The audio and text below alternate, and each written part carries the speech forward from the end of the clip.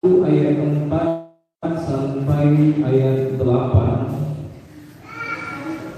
Dalam hitungan ketiga kita akan membaca bersama-sama.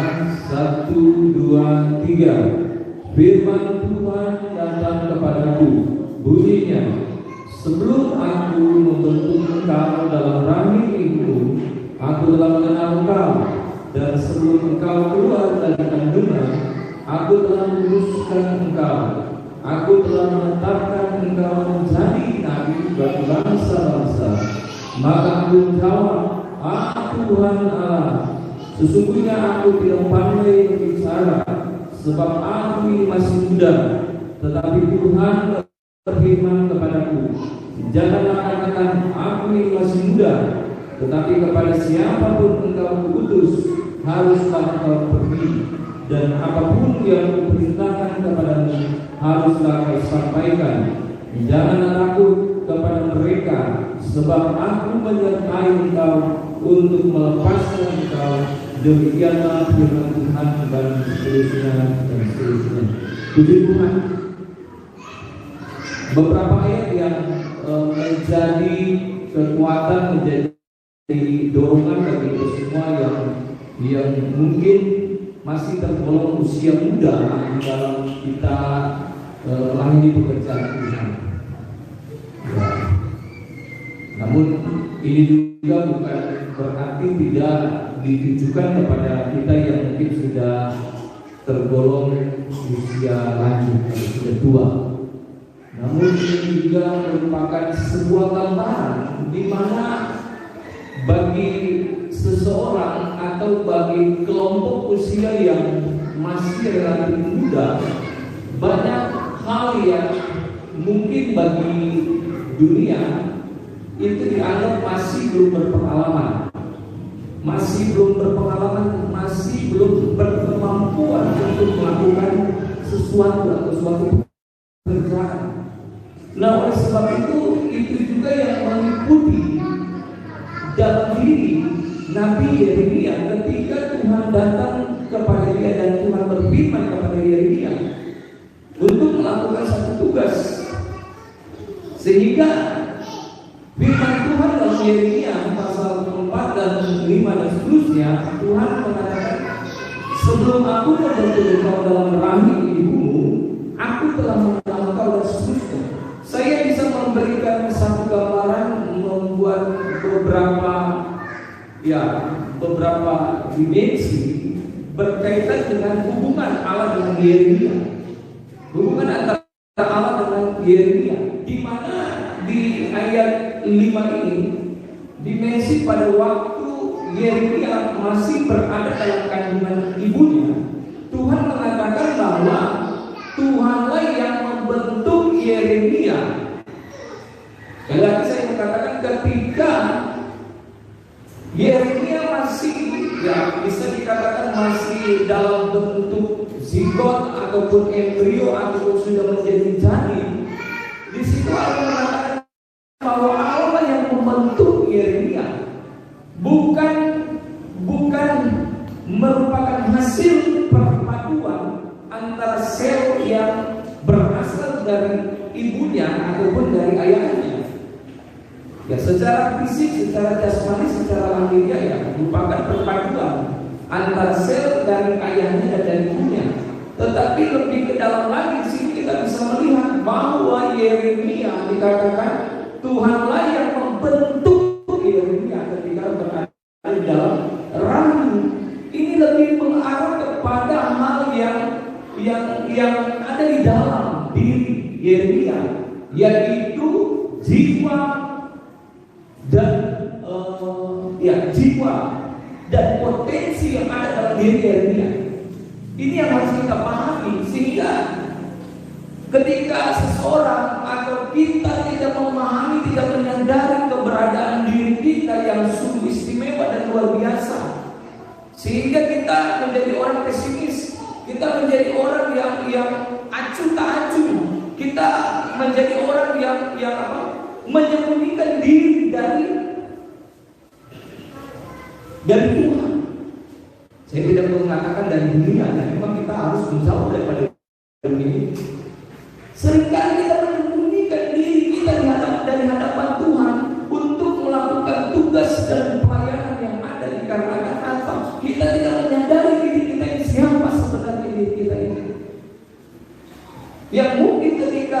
ketika kita baru mulai bertumbuh dan berkembang, ya memang faktor kejiwaan seseorang akan mengalami kondisi yang seperti ini. Tidak punya kepercayaan diri, tidak punya potensi diri yang sebenarnya. Potensi itu ada dalam diri seseorang, dalam diri setiap kita. Itu juga yang dialami oleh Nabi Yeremia ketika Tuhan datang kepada Nabi Yeremia, sehingga Tuhan perlu menjelaskan kepada Nabi Yeremia bahwa di dalam kandungan Tuhan membentuk jiwa dan Tuhan memberikan potensi dalam diri Yeremia. Sekali lagi saya mau katakan, seringkali kita tidak menyadari bahwa potensi ilahi Tuhan sudah taruh dalam diri kita, di dalam diri kita. Seringkali kita tidak mau mengeksplorasi, tidak mau menunjukkan, tapi ada yang istilahnya terlalu kelebihan. Misalkan kira-kira sudah paham maksudnya, mau menunjukkan wah kita luar biasa, kita hebat. Padahal potensinya hanya Tuhan kasih 10, tapi mau orang lain lihat dia 100. Wah, ini namanya ya sebut aja lah sendirilah apa namanya orang yang model semacam ini, ya kan? Tetapi dalam hal ini kita bisa melihat bahwa sesungguhnya Allah sudah memberikan potensi yang luar biasa dalam diri Yeremia, tapi Yeremia tidak menyadari dan tidak mau untuk mengembangkan. Ini menjadi perhatian khusus bagi kita semua, bahwa sesungguhnya ketika kita ada di dalam dunia ini, pasti Tuhan punya rancangan yang luar biasa dalam kehidupan kita. Sehingga seringkali saya mau katakan begini, sampai pada akhir hidupnya tidak ada yang dia bisa berikan kepada Tuhan. Tidak ada yang dia bisa persembahkan, potensi yang dia bisa berikan kepada Tuhan seperti itu. Nah, oleh sebab itu firman Tuhan dalam kesempatan ini, dalam ibadah syukuran, juga mengingatkan kembali bagi kehidupan kita. Mari jangan sampai perasaan takut, perasaan malu, minder dan sebagainya itu meliputi, menghantui diri kita, mengintimidasi kita, sehingga kita tidak mau untuk dapat menunjukkan sesungguhnya bahwa kita adalah orang yang istimewa, yang mempunyai potensi yang Tuhan berikan dalam kehidupan kita. Nah, nanti selanjutnya saya akan jelaskan bahwa potensi-potensi itu juga nantinya dapat dipengaruhi dan juga tidak terkondisikan. Saya katakan begini, dapat dipengaruhi artinya apa? Potensi itu sebenarnya ada, tetapi karena sesuatu dari hal yang menjadi penghambat dalam kehidupan kita, sehingga potensi itu tidak bisa keluar, tidak muncul dalam diri kita.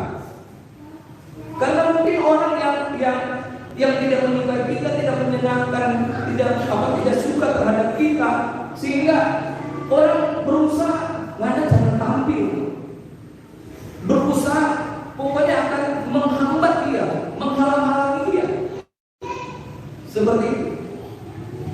Sehingga tidak bisa, atau mungkin pengaruh lingkungan yang tidak mendukung dia, kan? Seharusnya dia punya potensi untuk bisa menjadi pemain musik yang profesional, tetapi lingkungan hidupnya sehari-hari hanya berada di got.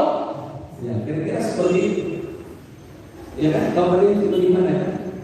Ternyata ketika Tuhan bawa di gereja, Tuhan bawa di alat musik, ternyata luar biasa. Ada potensi yang luar biasa yang dimiliki, yang Tuhan berikan dalam diri.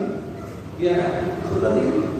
Tetapi karena pengaruh lingkungan yang tidak mendukung, sehingga tidak muncul, tidak timbulkan. Tetapi memang ada juga yang tidak terkondisikan. Apapun pengaruh lingkungan yang ada, tetap potensi dalam diri itu tetap akan muncul. Sama seperti tumbuhan ada pohon-pohon tertentu, biar dihambat oleh batu, lagi dia akan bisa keluar, dia akan bertunas dan bertumbuh. Itu potensi yang memang khusus yang luar biasa yang Tuhan berikan. Tetapi kita bisa membandingkan dua potensi tersebut. Potensi yang sudah terkondisikan ya memang pastinya akan bertumbuh, berkembang, akan berbuah. Tetapi potensi yang dapat dipengaruhi yang harus kita perhatikan, sehingga kita harus sedemikian rupa bisa menyesuaikan, sehingga kita bisa memunculkan potensi ilahi, potensi yang Tuhan berikan dalam kehidupan kita. Nah, oleh sebab itu Tuhan menyatakan itu kepada Nabi Yeremia. Ya, saya tidak terlalu meluaskan penjelasan ini supaya kita paham. Sekali lagi saya mau katakan, Tuhan taruh dalam kehidupan saya supaya saya menyampaikan kepada kita semua sebagaimana Tuhan menyampaikan kepada Nabi Yeremia. Sampaikan, biar kau masih muda, sampaikan ini firman Tuhan. Ya kan, seperti itu. Sampaikan kepada segala bangsa, bukan hanya di tempat ini kan, ya. Tetapi kepada siapa yang mendengar, supaya sadar, terbuka, ternyata kita ini adalah manusia yang istimewa, karena Tuhan memberikan sesuatu yang spesial dalam kehidupan kita. Begitu. Nah, makanya tadi saya katakan ketika dia berada dalam kandungan, ternyata Tuhan yang membentuk. Kemudian saya baca ayat, sebelum aku membentuk engkau dalam rahim ibumu, aku telah mengenal engkau. Dengan kata lain apa? Sebelum ada di dalam rahim, sebelum terjadi pembentukan, Tuhan membentuk Yeremia. Berarti apa? Sebelum Yeremia ada, Tuhan sudah mengenal Yeremia. Kalau kita nanti setelah kita bertobat, kalau kita kenal Tuhan, ya kan? Ini berbeda. Sebelum kita ada, sebelum kita lahir, Tuhan sudah mengenal kita. Ini luar biasa, saudara-saudara. Saya coba untuk mencari tahu apa sih maksudnya. Ini tidak masuk akal, tidak rasional ini. Bagaimana kita belum ada, bagaimana kita belum ada, tapi Tuhan tahu, Tuhan kenal kita. Sesuatu yang belum ada, bagaimana kita bisa tahu betul atau tidak? Ini sesuatu yang pasti, yang di luar rasional. Tetapi saya melihat ini, bahwa ini secara khusus merupakan nubuatan tentang Yesus Kristus. Secara khusus ditujukan tentang nubuatan tentang Yesus Kristus.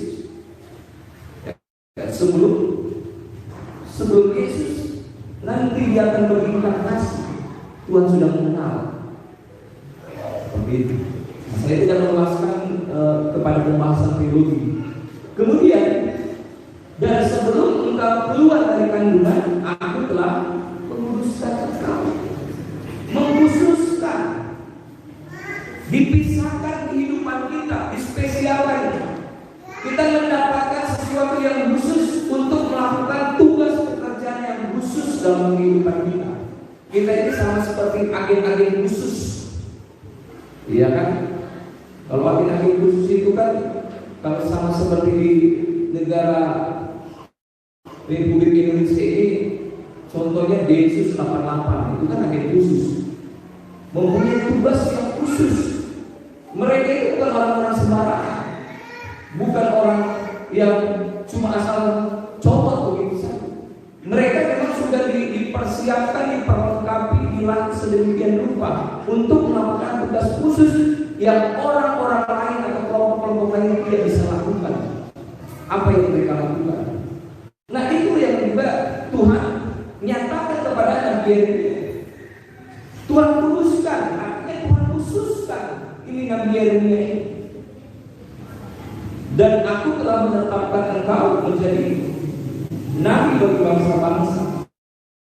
Tuhan sudah menetapkan Nabi Yeremia. Bayangkan sebelum Tuhan sudah mengkhususkan dan Tuhan sudah menetapkan. Jadi ibu gembala mungkin ya seringkali mungkin merasa masih muda ini melayani jemaat yang sudah banyak yang sudah Tuhan dulu.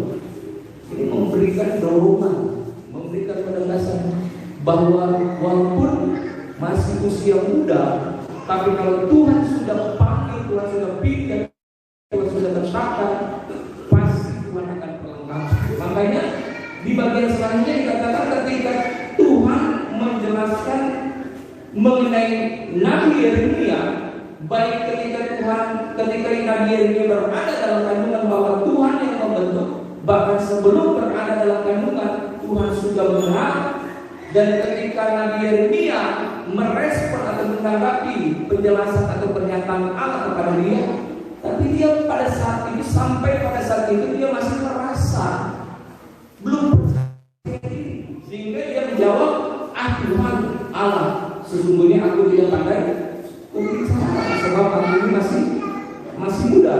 Kemudian Tuhan juga merespon dengan berkata, jangan katakan aku ini masih muda, tetapi kepada siapapun engkau kudus haruslah engkau pergi, dan apapun yang kuperintahkan kepadamu haruslah engkau sampaikan.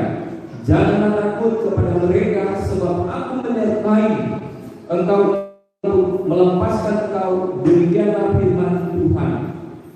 Jadi setelah lahir dan besar, sebagaimana yang Allah sudah persiapkan sebelumnya menetapkan Nabi Yeremia untuk menjadi nabi, pada saat itu juga pada momennya Tuhan setelah dia besar setelah itu Tuhan mengutus dan memerintahkan Nabi Yeremia untuk melakukan pekerjaan khusus tersebut.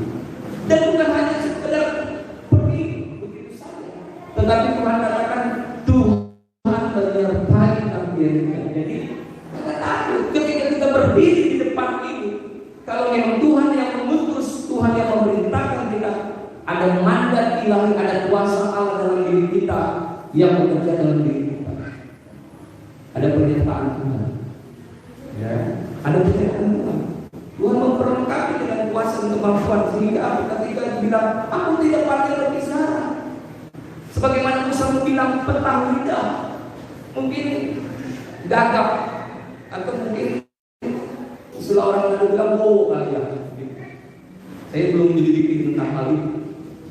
Gubuk, grogi, mungkin mau bicara saja susah, ya kan? Karena gubuknya grogi. Tetapi di sini ketika Tuhan memerintahkan, memutuskan, Tuhan memperlengkapi Musa. Tuhan bilang apa? Nih, itu mulut, aku akan menaruh firman-Mu di dalam mulutmu. Artinya apa yang Yeremia akan katakan itu merupakan perkataan Tuhan yang keluar dari mulut Yeremia. Bukan perkataan Yeremia semata, tetapi ada firman yang keluar dari mulut Yeremia. Bukan perkataan kotor yang keluar, tapi perkataan ini. Makanya harus luruskan mulut ini, ya kan? Supaya apa? Firman yang keluar. Tapi saya kembali lagi, sebagaimana kalau Tuhan memang sudah pilih, maka Tuhan akan taruh firman dalam mulutnya. Makanya kalau yang mulutnya bukan keluar firman, tanda tanya mengenai pilih semua. Kalau Tuhan sudah pilih, Tuhan sudah tetapkan, Tuhan utus, Tuhan melengkapi, pasti lebih banyak firman yang keluar dari mulutnya. Oleh sebab itu dalam ibadah syukuran ulang tahun Ibu Gembala yang ke-28 ini, tetap kuat, tetap terus bersemangat, tetap maju, dan juga harus memperlengkapi diri, ya kan? Bukan dengan serta-merta sebagaimana Yeremia Tuhan bilang taruh firman dalam mulut, tapi kita harus mengembangkan potensi supaya di usia yang masih, kalau Tuhan masih perkenankan sampai 80-90 tahun, berarti masih 60-70 tahun, masih panjang. Kalau orang-orang ini kan so kurang 40 tahun lagi, ya kan? Tapi ya tetap berusaha keras, ya. Tetap mau berusaha bersinergi dengan apa yang Tuhan sudah taruh, Tuhan sudah buat, yang Tuhan sudah berikan dalam diri saya pribadi dan jemaat-jemaat yang lain. Potensi dalam diri kita yang Tuhan berikan itu berbeda-beda. Tinggal kita memohon kepada Tuhan, Tuhan apa sih yang Tuhan tahu? Ya kan? Apa sih yang Tuhan berikan dalam diri saya, dalam hidup saya, supaya saya dapat berikan kepada Tuhan dan saya terus mengembangkan dalam kehidupan saya. Apakah Tuhan berikan potensi untuk saya jago memberi, jago buat makanan sehingga mungkin seminggu sekali bawa makanan ke gereja, karena saya jago memasak. Gembala ini coba rasakan dulu kita masakan ini enak. Kan Tuhan kasih potensi saya untuk jago memasak atau jago bikin uji. Masing-masing berbeda-beda, tetapi mari kita memberi hidup kita untuk Tuhan bagi kemuliaan nama Tuhan. Biarlah kebenaran firman Tuhan ini menjadi sesuatu yang kembali lagi mendorong kita untuk kita tetap terus bekerja dan terus bekerja dalam kehidupan kita. Tuhan Yesus memberkati, dan saya rindu sekali lagi kita mengucapkan pujian untuk Tuhan Yesus.